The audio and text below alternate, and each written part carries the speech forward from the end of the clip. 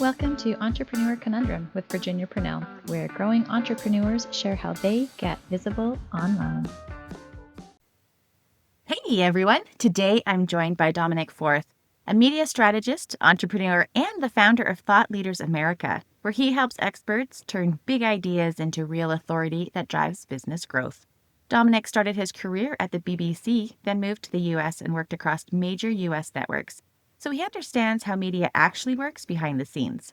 He built what he calls the authority engine to help entrepreneurs stop chasing attention and instead become the story their market follows. Using a network that includes access to over 200 TV stations, plus podcasts and other outlets. If you've ever felt like you're great at what you do, but you're not getting noticed, or you're trying to grow visibility without feeling salesy or overwhelmed, this conversation is for you. Welcome, Dominic. Yeah, thanks for having me. And thanks for being with us today. So your journey sounds like it might be a fun one. Can you share a little bit of it with us? Yeah, it's interesting because I started my career inside the media and now I've become sort of outside looking in, and it's given me such a unique advantage, I feel, because as you mentioned, I trained with the BBC and that's where I got my editorial standards. But here in the US, I've worked for NBC, Fox, ABC stations, CBS affiliates all over the country. And so what that's given me is really a front row seat inside to the systems that producers use to choose guests. We've done a lot of research over the years into what audiences engage with, who they trust, and ultimately what gets airtime as well. And so that's what I'm looking forward to sharing with you today, and just showing how people can create credibility and be booked on TV and podcasts. That's fun. So, are your ideal clients these days? So we work with a whole range. And so my personal favorites sometimes are solopreneurs or entrepreneurs, kind of the little guys that need help, because I feel like in business, often the little guys two things can happen. One is people try and crush them very early on, especially if they have a great idea. Or two, they get sold a lot of false hope. And sometimes number two is worse than an actual competitor. So we really root for the good guys, anyone that has a positive cause or a positive impact they're trying to make in the world. And this scales all the way up to major e-commerce brands, CEOs of Fortune 100 companies. The application of media is so varied, and we're always open to someone who has a positive story to share. So how do you get in front of these people? It's changed more than ever because ironically, in the old days, you could go on TV and you'd have 8 phone calls when you got off stage. And if you're a retail location, there'd be a line out the door the next day. So TV now is a great way to reach people with credibility, but to connect with people, believe it or not, we still do a lot of one-on-one outbound. So we connect with people on LinkedIn. That is a great story you just shared. Tell us more. Producers in our network would love to hear that story. Email is a good one as well. The other way is for almost attraction marketing, is just being on shows like yours and just telling our story and sharing other people's stories. And then referrals is good as well. You know what's funny is the one thing we haven't done much of, which we're looking into, is paid ads. I had someone tell me recently, it's like, what you've built has basically been built through brute force. And I think he meant that in a compliment, just because there's a lot of people that you have the perfect story of someone we really want to help elevate. I had a client who was cycling across the US to raise money for the homelessness and for affordable housing. Great story. Had a San Diego TV station reach him at the end. So connecting with people, finding stories like that is great. But doing that 20, 100 times a week and people aren't available or they're not quite ready yet, it can be exhausting in a way. So we're exploring a multitude of options. That's fun. So is there a technique or anything that you could share with us right now on helping us get out there more? Yeah. So do you mean for client acquisition or for getting booked on shows? How about we do getting booked on shows? Yeah. So getting booked on shows, I can tell you the most common mistake. The most common mistake is people lead with credentials. Let's just say I'm a Harvard graduate with a doctorate in XYZ. Producers click delete. They don't have time. So the approach is to ideally have the source or proprietary data or research. That is and we encourage our clients to do this, and we do this for them as well, is we conduct research studies where we create the news. We survey 1,000 Americans about a certain topic. We come back with trends. Usually 50% of what comes back is what you'd expect in results. 25%, you're like, huh, that's interesting.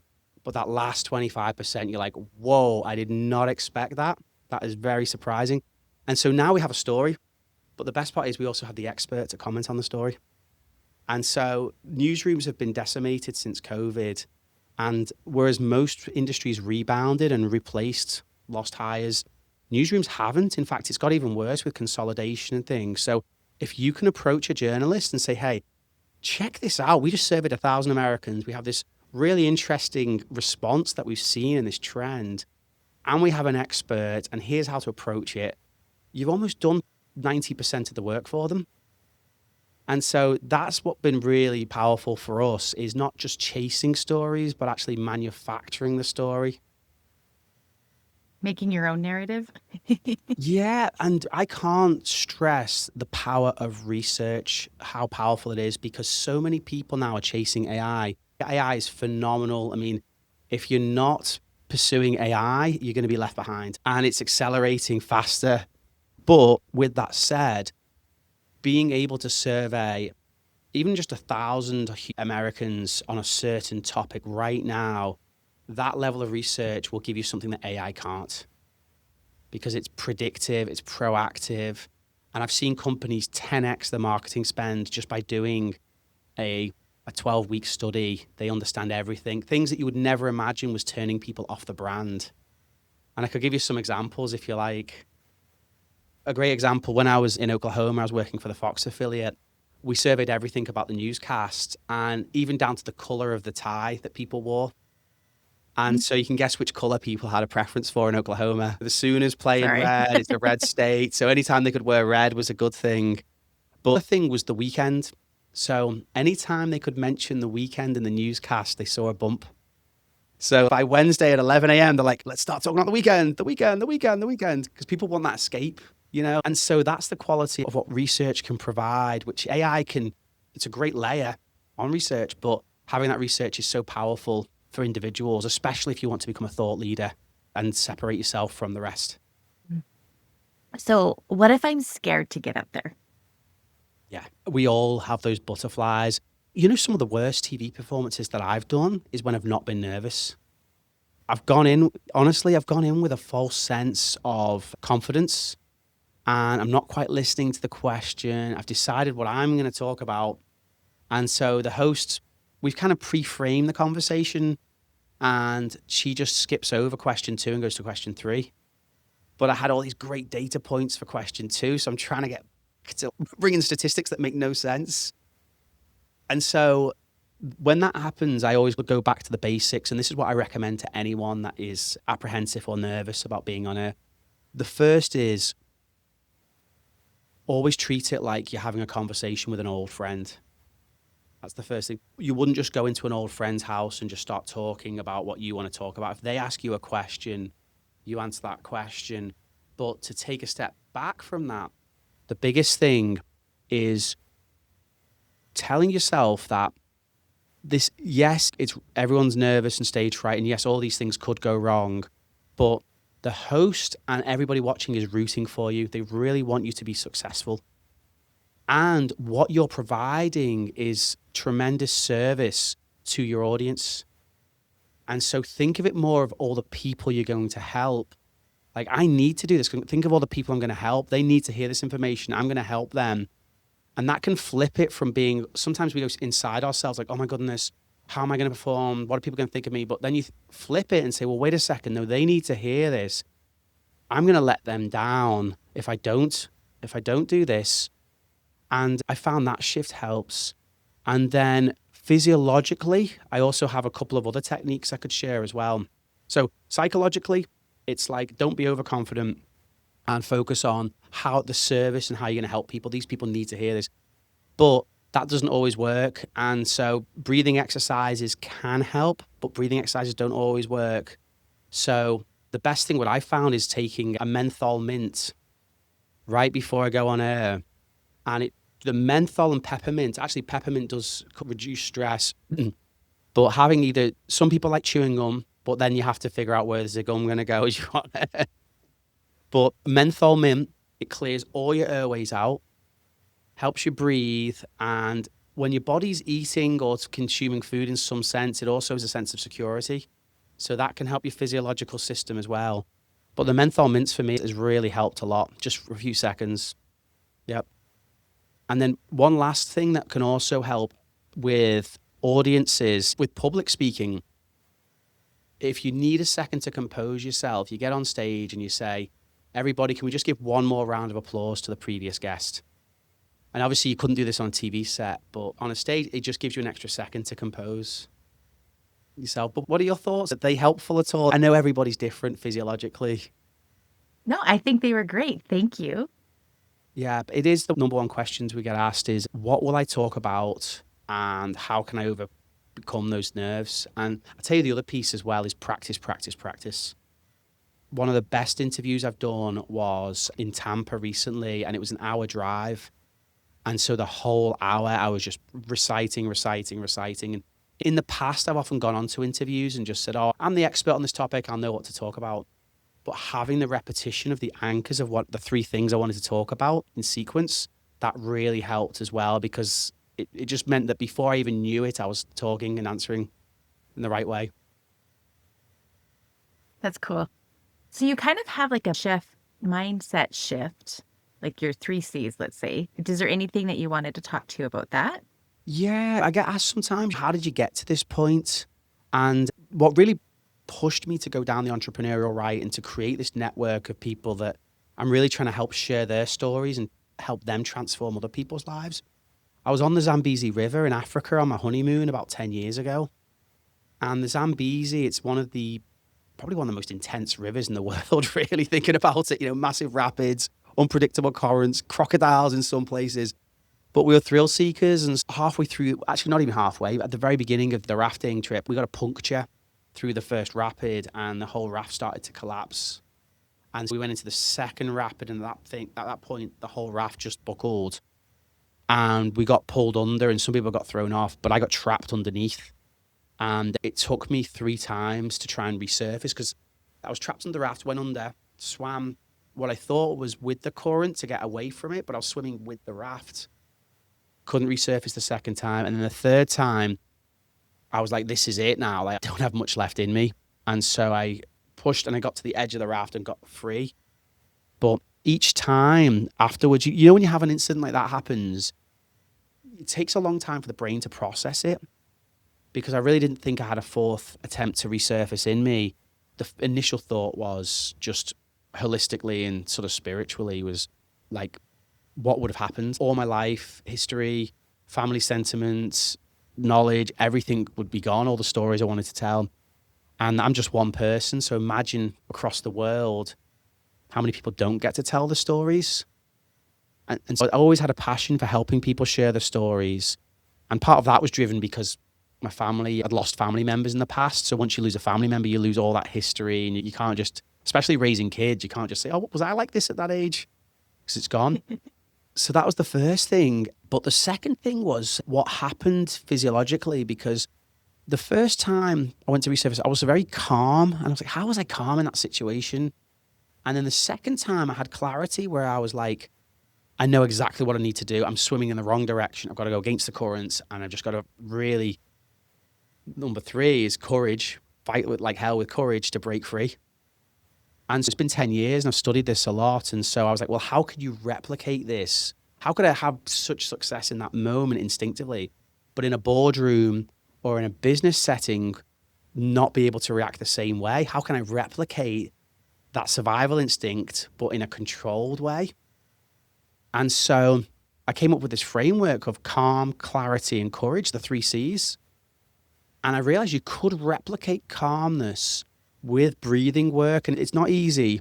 When people say, oh, you just take a few deep breaths, you'll be fine. Like, about to go on CNN. Yeah, the breaths aren't working, Dominic. No. But it has helped a lot. It's helped a lot with kids because, kids, they won't get in the car seat. You're late for that 9 a.m. meeting or whatever this scenario is. Just put your seatbelt on. Why is it so hard? And so I was studying a lot of Indian breathing cultures, and I was chatting with a CEO who has a stem cell research company. And he taught me this technique really where I've modified it, but really it's just 6 seconds in one nostril, hold it, and then 8 seconds out. 6 seconds in one nostril, hold it, and out. And then what it does is it just oxygenates your whole body. And so because you're oxygenated, then you can think clearly. And once you think clearly, then you can make good decisions. But knowing what to do and actually doing it is where the courage part kicks in, because you've got to have courage. Mm-hmm. Now, in business, knowing what to do is quite difficult on the clarity piece, because you could very easily say, oh, you just need clarity. Easy for you to say. Yeah, we have a supply chain issue. Our funding hasn't come in yet. We've got a huge tax bill, like especially for solo and entrepreneurs. And so that's what really led me down the path of research, because getting the answers to the test in any business setting is incredible. And that's what research will do. And so at Thought Leaders America, we've actually been building out a whole research division where, and I'll give you a great example, private equity firms, they're looking to, let's just say a home services portfolio, they're looking to expand. Now on paper, there's a company that looks very good. It's legacy home service company. But what they don't know is that the owner's been checked out for years. The customer service has dropped way down. And the 5-star reviews that are showing on Google, some of them were like 4 years ago. Like people are actively leaving the plans and leaving everything else. So if they were to come in and purchase that business, it would actually be a huge mistake, because it's a top valuation in the market. They're declining in customer sentiment. They're being overtaken by competitors with better technology. So there's all this stuff that one simple research study of even just in, let's say in San Diego, 500 people would tell them that. So there's clarity. Yep. And then it's having the courage to then not just leave the research in a dusty binder and get dust, but just actually take action. So that was the framework, really. It's fine. Thank you for sharing that with us. So what do you think is the real reason that most entrepreneurs stay invisible? So it's very hard to share your voice if you don't have the clarity. And again, this is where research can help, just researching your customers. Why did you buy?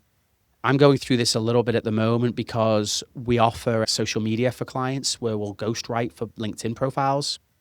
And I'm seeing that it's hard sometimes because the owner themselves can't articulate what they mean. And in that case, how can you then put it out to 5,000 people on social? And so that's the biggest piece we work on, is clarity. How can you condense the whole idea down to one sentence? What is that one thing that you're known for? So it's Grant Cardone, 10X, Mel Robbins, people like that who have that one thing that they're known for. We can crystallize that with a client. Now you know how to talk about and how to build on that brand. So that's the first. The second piece is it's hard to see the picture when you're in the frame. And so that's why you need a coach, because you need someone from a third party to say, you're really good at this. And the way you did that was masterful. You need to do more of that. Or don't have imposter syndrome. Everybody goes through this phase. 3 more reps at this and you're going to do great. But a lot of founders will do one TV interview. It doesn't go well. And they say, oh, I'm not doing that again. And it's like running a marathon and just going for a jog around the block and saying, right, I'm not doing that. You've got to get your reps in. They're probably the 2 biggest things that I see. And then the other challenge is just distribution and having the relationships and the network to do it. So you might have a great story, but if you don't have the ways to tell it, then unfortunately it doesn't get told. So how do I turn my story into visibility? Yep. So I always say get started, just take the first step. And with my Zambezi River story, so that sat on the shelf for years. I mentioned it randomly once in a podcast interview, and the host just was like, wait, what? What happened? And I was like, yeah, I was rafting. It was my honeymoon. And he's like, wait. And so what happened? And I started telling the story. And then he was like, well, so what did you feel the first time? And I was like, well, I felt pretty calm, to be honest. And he's like, what happened the second time? I was like, well, it was. Then I knew that this plan wasn't working. So then I had clarity. And then he's like, well, what did you do next? I was like, I had no oxygen left. I had to swim and fight like hell and break free. And he's like, oh, so you had courage. You showed courage. I was like, that's right. I was like, I've just said 3 words that begin with C. Like, this could be a framework. And so then so that it can happen that simply in an organic conversation. And sometimes you go in thinking that what people want to hear is one thing. I've been on a few podcasts where I really wanted to talk about how there's a challenge in leadership for a lot of organizations at the moment, because there's been a huge majority of leaders have been baby boomers. And now we're coming to the end of an extraordinary amount of time, 4 decades, when you think of certain institutions. But some of these organizations are suffering because there's no stewardship plan. And so I'm on a podcast ready to talk all about this. And they were like, Dominic, tell us your story. How did you get involved in TV? Like, they didn't care about the whole, you know what I mean? So sometimes you've got to listen to the audience and let other people guide you. But the way to do it is you've got to just start telling your story. Yeah. And that's, again, where a coach can help you, because a coach can guide you and help you crystallize that message. Prepared in all sorts of ways, not just what you want to do. Yeah. I was quite disappointed in a way, because I had this whole thesis written about succession plans and stewardship. And you see it a lot with sports, where you have a great sports coach, like Bill Belichick at the New England Patriots. Brady left first, and then Belichick leaves second, and then there's a huge vacuum. And it takes years to come back. And it happens all the time at a lot of organizations. There's no backup plan. So it's a book I am actually working on, and it's going to be focused on stewardship. It's just getting the time to finish it, really. Right? Find those little hidden pockets. So you're doing a book. What other big goals do you hope to achieve in the next year or two? So research is the number one priority for me right now, because AI is accelerating at such a fast pace, but having human research and AI is going to be incredible, because we can do so many things that we weren't previously doing. I'll give you an example. So imagine going onto a TV show and having 1,000 people give you feedback on the performance. Now imagine having that metric. So think of like a typical XY axis. Now imagine being evaluated against some of the top news anchors in the country, people like Mel Robbins, Grant Cardone, all these people, even like famous people from the past, like Martin Luther King, Winston Churchill. So building a database of quality spokespeople for coaching, that's what data can do. So it's just one of the goals for us, is to really become the best at what we do with coaching, helping secure people top quality placements. And the number one driver really is helping people transform lives. And just to give you some examples, like we've helped a hospice staffing agency during post-pandemic find new recruits for hospice nursing. It's one of the hardest forms of nursing, but it's one of the most valuable, because when you think of someone's last moments in life and they're at home surrounded by loved ones, you want that great quality of care. So like that's one of the causes we help support. Homelessness, I mentioned the charity bike ride. That client, he's looking to do a second one in Florida next month. Education. We have a client, he's got an app that helps children who are struggling with education scores, how to improve mathematics. Yeah, places in Baltimore where the high school system has really struggled with mathematics. He does this all over the country. And so really support remarkable causes like that is what our primary goal is. So on a Friday, our team meetings sometimes are like, oh my goodness, like we've helped, like the measles outbreak recently, we helped advocate for more coverage on that story, whooping cough, respiratory season. So healthcare issues, education issues, social issues, that's what we're really building towards, is supporting thought leaders in all those spaces to make the world a better place. Perfect. I'm excited to see the world soon. What's the best advice that you have ever received? The one for business is that organization will beat skill every time. And it really surprised me. So Portugal were playing Greece in the final of the European Championship in 2004. And Portugal had all the flair players. Ronaldo, Figo, you name it. Greece, meanwhile, very compact, very organized. And to make things harder, the final was being played in Portugal. So not much chance given to Greece. And yet Greece came out and won 1-0 because they had the system and they played as a team, they played as a unit. And my dad turned around to me afterwards and he said, Dominic, organization will beat skill every time. And it's so powerful because I see it all the time. There's very talented speakers, but if you don't have a system or a team working behind you to get the bookings, to get the clips and the coverage and then merchandise that for the next piece of content, it's going to be really, really hard. And so as a business owner, as an entrepreneur, organization will beat skill every time. I like that one. What about the best advice you've ever given? You know, I feel most founders are trying to fight the river. They're trying to fight the current. But the real winners are the ones that are able to read it. And the best way to read it is through high quality research. Know your market, know your customer, know your competitors.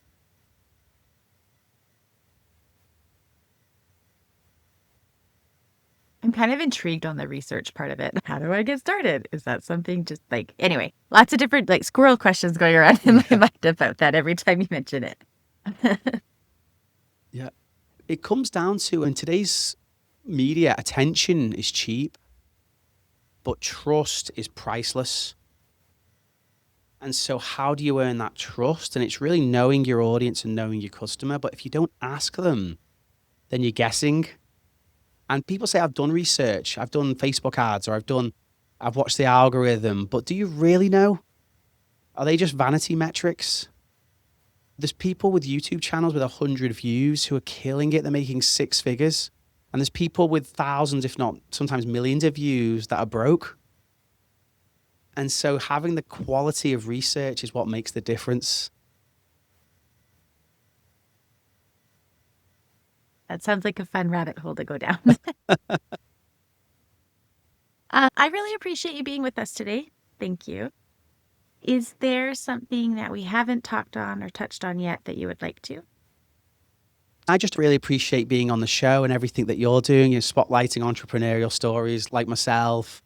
And if anybody ever needs help or just a sounding board, really, like, hey, would this be a good topic? I'm always available on LinkedIn just for quick questions. When I started out, I was shocked at how people don't root for the little guy. I was at Chase Bank, been a customer for like 10 years or more. And came in thinking they'd give me open arms. Congratulations, you're starting a business. And they were just like, oh no, 2 years minimum. Sorry, we can't help you. And shut the door. And this happens to people all the time. And so I really do mean it if someone has a story to tell, we have a tremendous podcast hosts in our network, media outlets we partner with, we can help amplify and tell that story. Perfect. So how can we reach out to you or follow you, find out what you do? So Dominic Forth on LinkedIn, and then we're launching a new newsletter called The Authority Brief. And it talks a lot about what we talked about today, like ways to overcome nervousness on air. I don't go as much in depth on the menthol mints on this one in the newsletter. Authoritybrief.com. Authoritybrief.com. Perfect. All right. Well, thank you again so much. Yep. Thanks for having me. Thank you so much for joining us today. Be sure to subscribe and leave some love through a review. And I'll catch you on the next episode.